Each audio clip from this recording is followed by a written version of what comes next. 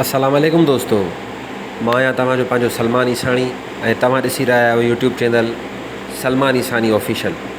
दोस्तों, तव्हांखे ख़बर हूंदी त जग मशहूरु कॉमेडियन ऐं बहितरीनु अदाकार ऐं सुठो इंसानु राजू श्रीवास्तव अॼु असांजे विच में न आहे।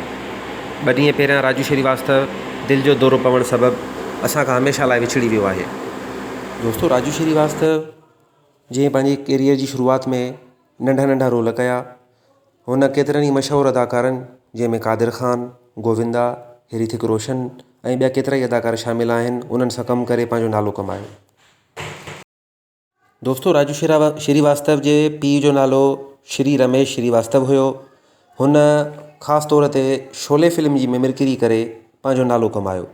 हुन मशहूरु फिल्मुनि तेज़ाब, मैंने प्यार किया, बॉम्बे टू गोवा में शानदार अदाकारी करे पंहिंजो नालो कमायो। 1963 ते इंडिया में ॼाओ।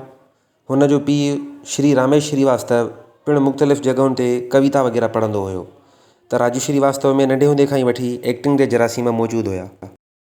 दोस्तों, राजू श्रीवास्तव खे असुलु सुञाणप जॾहिं इंडिया जो जग मशहूरु laughter show great Indian laughter challenge में परफॉर्म करण जो मौक़ो मिलियो त हुन मज़ाक़ जा नवां रिकॉर्ड टोड़े छॾिया ऐं हुन बग़ैर का बदइख़लाक़ी कए या वल्गर कॉमेडी कए माण्हुनि खे खिलाए खीरो करे छॾियो ऐं संदसि कॉमेडीअ खे तमामु घणो पसंदि कयो वियो।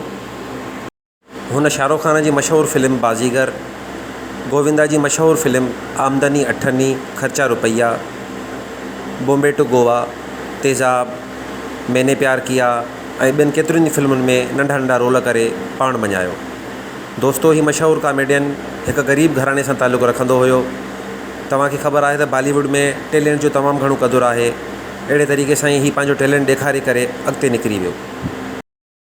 दोस्तों, राजू श्रीवास्तव 21 सेप्टेम्बर 2022 ते सुबुह जे वक़्तु अचानक दिलि जो दौरो पवणु सबबु असांखां हमेशह लाइ विछड़ी वियो आहे। धणीअ दर दुआ आहे त अलाह साईं खेसि जन्नतुल फिरदौस में जॻह अता करे।